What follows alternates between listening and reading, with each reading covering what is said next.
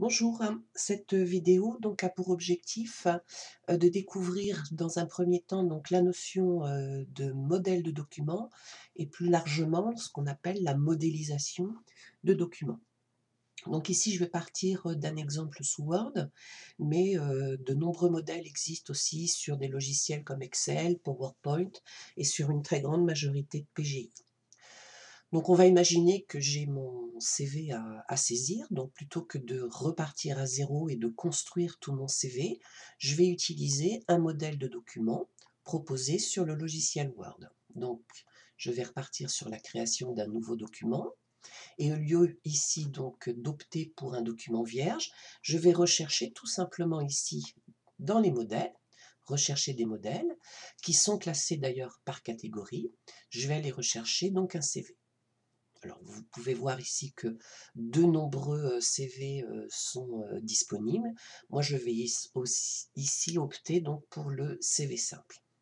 Donc, il apparaît dans un premier temps à l'écran, ce qui vous permet déjà de voir si ce modèle correspond à vos attentes. Là, c'est le cas, donc je vais tout simplement lui demander de créer. Et donc, apparaît à l'écran un nouveau fichier qui pour l'instant s'appelle document 3 et qui est une copie conforme en fait du modèle que j'ai sélectionné préalablement.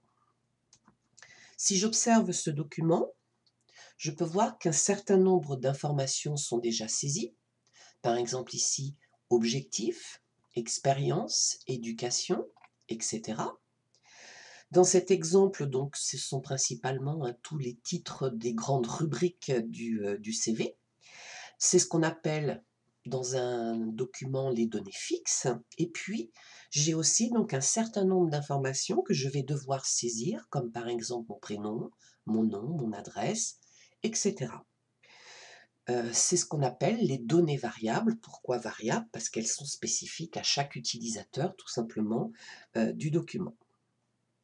Je peux voir aussi que je suis guidée dans ma saisie puisque à chaque fois, pour chaque saisie d'information, j'ai un message qui m'explique ce que je dois faire. Par exemple ici, remplacer cette phrase par votre objectif professionnel, etc. Donc je vais par exemple moi ici saisir mon adresse, donc 12 rue du Petit Anjou,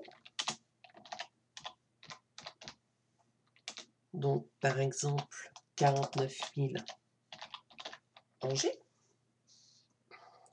Donc vous pouvez vous apercevoir que j'ai réussi à saisir mon adresse et que de plus, la mise en forme a été automatique. Mais si cette mise en forme ne me convient pas, j'ai tout à fait ici la possibilité de la modifier. Par exemple, au lieu d'une police Arial, je préférerais, je ne sais pas moi, par exemple, une police Tahoma.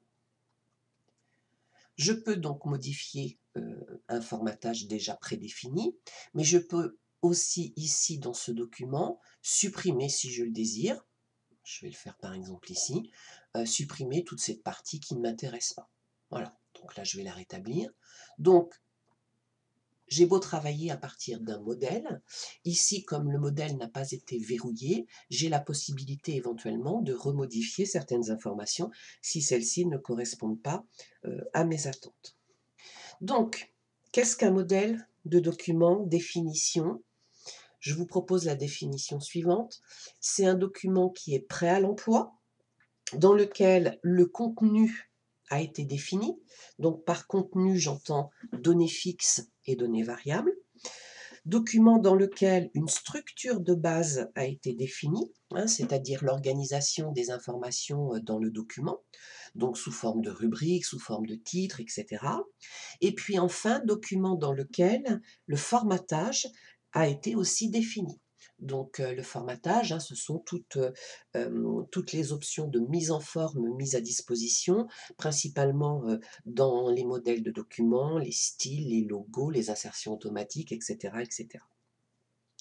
On veillera toujours bien sûr à ce que le formatage soit cohérent avec la charte graphique de l'entreprise.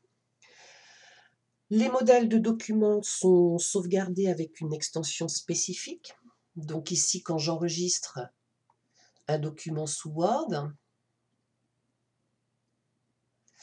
Je vais préciser par exemple ici que ce ne sera pas un document Word normal avec une extension docx, mais un modèle Word qui a une extension .docx. Sous Excel, sous PowerPoint, c'est exactement le même principe. On terminera par l'intérêt donc du modèle. Plusieurs intérêts. Recourir à des modèles de documents donc, permet d'assurer le respect des règles d'écriture et de la charte graphique de l'entreprise, donc de garantir en fait la cohérence de la communication globale de l'entreprise.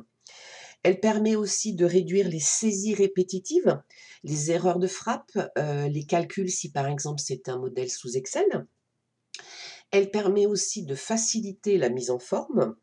Et puis enfin, elle permet donc d'optimiser le travail et donc de gagner du temps. Cette vidéo est terminée.